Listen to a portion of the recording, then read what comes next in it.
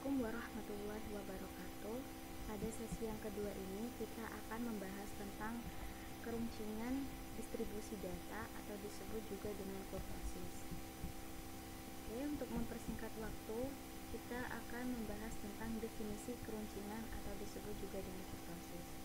Di sini ada dua pengertian, yaitu pengertian yang pertama tentang ukuran keruncingan atau disebut juga dengan kurtosis adalah ukuran mengenai tinggi rendahnya atau runcingnya suatu kurva. Sedangkan untuk pengertian yang kedua, yaitu keruncingan distribusi data adalah derajat atau ukuran tinggi rendahnya puncak suatu distribusi data terhadap distribusi normalnya data. Untuk memperjelas pengertian ini, kalian bisa langsung pada slide berikutnya, yaitu di sini ada 3 jenis koefisien keruncingan data. Yang pertama ada koefisien keruncingan data leptokurtik. Di sini pada koefisien keruncingan data leptokurtik merupakan kurva distribusi normal yang runcing. Jadi bisa kita lihat pada gambar bahwasannya bentuk kurva pada koefisien keruncingan data leptokurtik ini bentuk kurva normal yang runcing. Oke, bisa kita lihat pada gambar. Dan tingkat kurtosisnya yaitu lebih dari 0,263. Selanjutnya, untuk jenis yang kedua itu ada koefisien keruncingan data platikurtik. Pada koefisien keruncingan data platikurtik ini bentuk kurva distribusi normal yang datar. Jadi bentuk kurvanya yaitu datar pada koefisien keruncingan platikurtik. Dan tingkat kurtosisnya yaitu kurang dari 0,263. Selanjutnya, untuk jenis yang ketiga itu ada koefisien keruncingan data mesokurtik. Pada koefisien keruncingan mesokurtik ini bentuk kurva distribusi normal yang tidak terlalu runcing dan tidak terlalu datar karena penyebaran skornya biasa atau stabil. Jadi bisa kita lihat pada gambar bahwasannya bentuk kurva mesokurtik adalah tidak terlalu datar dan tidak terlalu runcing karena penyebaran skornya yaitu biasa atau datar atau stabil ya. Dan tingkat kurtosisnya sama dengan 0,263. Selanjutnya, untuk mencari nilai koefisien kurtosisnya kita menggunakan 3 rumus di bawah ini. Yang pertama ada rumus untuk data tunggal, bisa dicari dengan rumus seperti ini, yaitu alfa pangkat 4 sama dengan 1/ns pangkat 4 sigma xi dikurangi rata-rata pangkat 4. Selanjutnya untuk rumus yang kedua yaitu data berkelompok. Rumusnya alfa pangkat 4 sama dengan 1/ns pangkat 4 sigma fi dikali xi min x rata-rata pangkat 4. Jadi di sini ada perbedaan ya antara rumus data tunggal dan data berkelompok, yaitu terletak pada nilai frekuensinya. Untuk data tunggal dia tidak memiliki frekuensi pada rumusnya, tetapi untuk data berkelompok ada rumus fi pada rumus untuk mencari kemiringannya, untuk mencari kemiringannya. Selanjutnya untuk rumus yang ketiga yaitu menggunakan rumus kappa untuk mencari koefisien keruncingannya, yaitu dengan menggunakan rumus kappa ini dengan mencari soal dengan bentuk soal yang data berkelompok. Jadi di sini ada solusi yang kedua selain menggunakan rumus alfa pangkat 4 ini untuk mencari data berkelompok, ada juga menggunakan nilai kappa untuk mencari koefisien kurtosisnya. Nah, di sini untuk mencari nilai kapanya kita menggunakan rumus seperti ini. Kappa sama dengan SK dibagi persentil 90 dikurangi persentil 10 sama dengan setengah dikali Q3 min Q1 dibagi persentil 90 Nah, di sini untuk harga kapanya yaitu 0,263.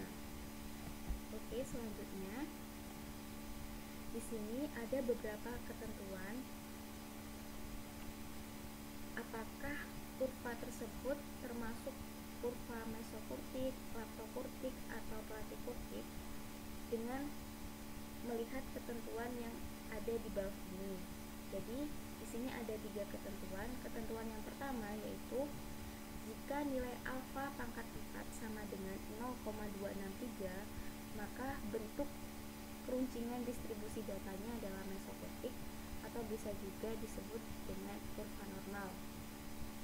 Dan apabila untuk kemungkinan yang kedua, apabila jika nilai alfa pangkat 4-nya lebih dari 0,263, maka bentuk keruncingan distribusi datanya adalah leptokurtik atau bisa juga disebut juga dengan kurva normal runcing. Untuk kemungkinan yang ketiga, apabila nilai alfa pangkat 4-nya kurang dari 0,263, maka bentuk kurva keruncingan distribusi datanya adalah platikurtik atau bisa juga disebut juga dengan kurva datar. Selanjutnya, untuk memahami materi kita kali ini, kita langsung saja pada contoh soal. Di sini Ibu sudah menyiapkan 2 contoh soal. Contoh soal yang pertama yaitu data tunggal. Untuk contoh soal yang kedua berbentuk data berkelompok. Nah, di sini kita bahas dulu untuk data tunggalnya. Di sini tentukan keruncingan kurva dari data 2, 3, 6, 8, dan 11. Di sini untuk mencari nilai keruncingannya, kalian harus menghitung terlebih dahulu nilai rata-rata, kemudian simpangan bakunya, kemudian yang terakhir kalian mencari nilai keruncingannya, yaitu dengan menggunakan rumus data tunggal karena bentuk soalnya data tunggal. Di sini Ibu tidak akan menjelaskan secara detail karena kalian sudah menerima materi mencari nilai rata-rata dan simpangan baku pada materi sebelumnya. Jadi Ibu hanya fokus untuk menjelaskan mencari nilai keruncingannya saja. Di sini untuk mencari nilai keruncingannya yaitu alfa pangkat 4 sama dengan 1/ns pangkat 4 sigma xi dikurangi rata-rata pangkat 4. Diketahui hasil akhirnya yaitu 1,67.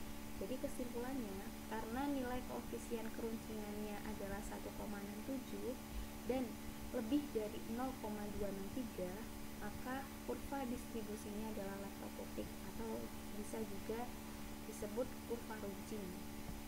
Selanjutnya, untuk contoh yang kedua, itu ada contoh soal data berkelompok. Di sini kalian disuruh mencari nilai keruncingannya, yaitu dengan tabel di bawah ini. Yaitu di sini Ibu sudah menyiapkan tabel berat badan untuk 100 mahasiswa. Nah, di sini Ibu untuk mencari nilai keruncingan data berkelompoknya menggunakan rumus kappa. Nah, di sini untuk mencari keruncingannya dengan menggunakan rumus kappa, kalian harus mencari nilai Q1-nya, kemudian mencari nilai Q3-nya, kemudian mencari nilai persentil 10, kemudian mencari nilai persentil 90-nya, kemudian yang terakhir kalian bisa memasukkan nilai yang kalian sudah cari mulai dari Q1, Q3, persentil 10 dan persentil 90 ke dalam rumus kappa. Di sini Ibu tidak akan menjelaskan secara detail tentang mencari perhitungan dari Q1, Q3, kemudian persentil 10 dan persentil 90 karena kalian sudah menerima atau mempelajarinya pada materi sebelumnya. Ibu hanya fokus pada untuk mencari nilai keruncingan dengan menggunakan rumus kappa. Nah, di sini untuk mencari nilai keruncingannya dengan menggunakan rumus kappa yaitu SK sama dengan persentil 90 dikurangi persentil 10 sama dengan setengah dikali I3 dikurangi I1 dibagi persentil 90 dikurangi persentil 10. Nah, di sini kalian tinggal memasukkan hasil perhitungan kalian pada rumus dan diketahui di sini didapatkan hasil yaitu nilai kapanya sama dengan 0,402. Jadi kesimpulannya di sini karena nilai keruncingannya sama dengan 0,402 dan lebih dari 0,263, maka bentuk kurva keruncingannya adalah leptokurtik atau bisa juga disebut dengan kurva normal runcing. Oke, dari sini bisa kalian pahami. Apabila nanti ada kesulitan tentang memahami materi atau contoh soal bisa ditanyakan. Terima kasih atas perhatiannya. Ibu akhiri. Wassalamualaikum warahmatullahi wabarakatuh.